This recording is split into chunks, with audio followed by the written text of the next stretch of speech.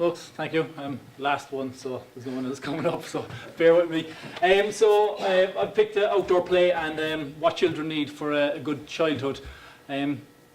We did a tutorial a while back, and one of the things came up. It was research done by Margaret Kernan, and it's been integrated into the ASHTR framework, which is in the national curriculum for early childhood. So you're talking from 1 to 6 years. The study she did focused on kind of ages 1 to 5 years. And what resonated with me is I have a 4-year-old at home, and there was a few things were jumping out at me, and I was kind of thinking back to my own childhood and from discussions that came up. So that's why I kind of chose with the role, but it resonated a bit with me. So what she identified in the study is 6 priorities that children need for a good childhood. So how did the background behind the study was they focused on children between 1 to 5 years, and what they did is they conducted in a workplace creche, a day nursery, junior infant classroom. They also got adults on board with it, so include educators in 1,500 early childhood settings. And with it, what they did is they videoed the kids, they filmed them, they studied their movements, their interactions, with the outdoors, the play, how they interact with each other. And from this, then they took out the information and they whittled it down to get what they identified as 6 priorities, what children themselves, as opposed to adults, I almost use the word inflicting, but kind of pushing what they thought was right for the kids. So it was identified for the kids. And out of that, what was identified was the 6 was movement, vertical expansiveness, finding and constructing small spaces, transformation, direct contact with animals, insects and plants, and social experiences. So with movement, from where you're sitting now, you might be able to see some of the pictures, but post a bit in a while floating around. They identify things like expansive movement and speed. Any kid between kind of 1 and 5, they've got one speed, it's go, generally, gone. There's a reason for it. And often you hear a conversation came up earlier was where it's often kids, like they're not allowed to run in the classroom, sit down, do this, but the kids just want to go.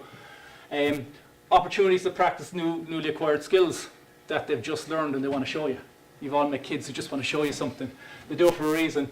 Sometimes they want to do it on their own.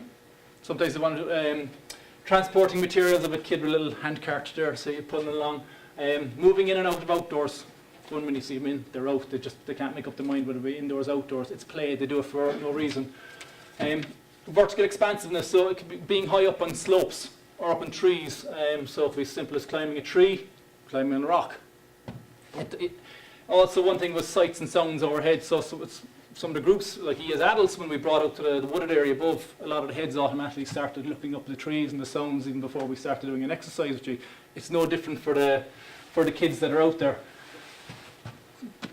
Constructing small spaces, you've all done it when you're kids, building camps, throwing a blanket over something. Kids love doing it outdoors. Transformation, you go to the beach, just messing with water, making sandcastles, playing with stones, piling stuff up. Big one is direct contact with animals and plants when they go out into the garden, looking at wiggly worms, looking at snails crawling along, all that side of it. All of this could go into play with social experiences, so how they interact with their friends in an outdoor environment, how they interact with one another, how they interact with adults. So one of the things that came up with direct contact with animals, insects and plants is that the support by adults. So when kids ask, what is this? You can say, well, this is such and such a snail, this is such and such a plant. And outdoor practitioners, that's a big thing for us. So there's enough times you've probably been out and some kid has asked you, what's this? And you go, oh, I don't know.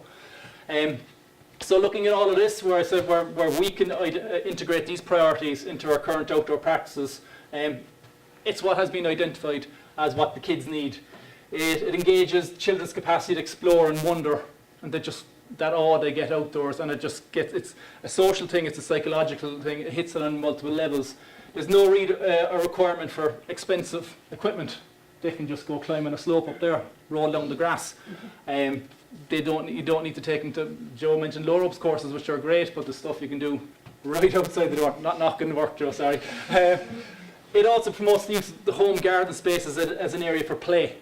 And so if they're doing it in school, they might do it when they go home. They'll go out into the garden as opposed to playing on the screens, as Larkin mentioned earlier, stuff like that.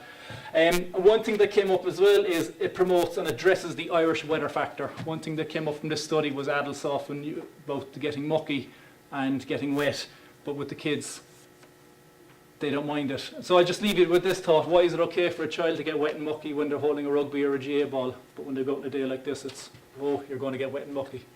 So play is good. Thanks.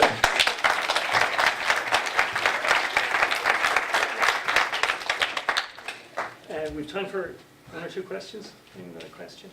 Please. Thanks, Not quite a question, but just, I don't know how you feel after seeing my poster and your poster. Yeah. The link. That's in the next 5-minute presentation. Not Yeah, no. Just thought very interesting. Yeah, so even when I was reading this, there was things that were mentioned. There was one was mentioned earlier, Maslow's hierarchy of needs, Hutt's typography of play. There's Piaget. There's a lot of educational theories and stuff that actually link into this, and we could spend the whole day throwing educational theories and stuff at it. But a lot of those theories are done by adults. They went from the other end, they flipped in, they looked at the kids. What do kids do? How do they interact? What do they need?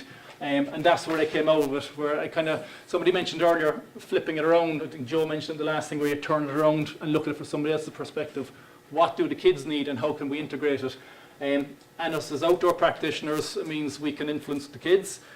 Going into schools and educating teachers of how they can use outdoor spaces. It doesn't have to be a woods, it can be a patch of grass. It can be most schools have a GA pitch. There's grass, there's muck, there's insects, there's animals there, there's stuff they can go out and do it. So yeah, it does tie in with Montessori, as you mentioned earlier, Simon, about things that she identified. It all links in. So just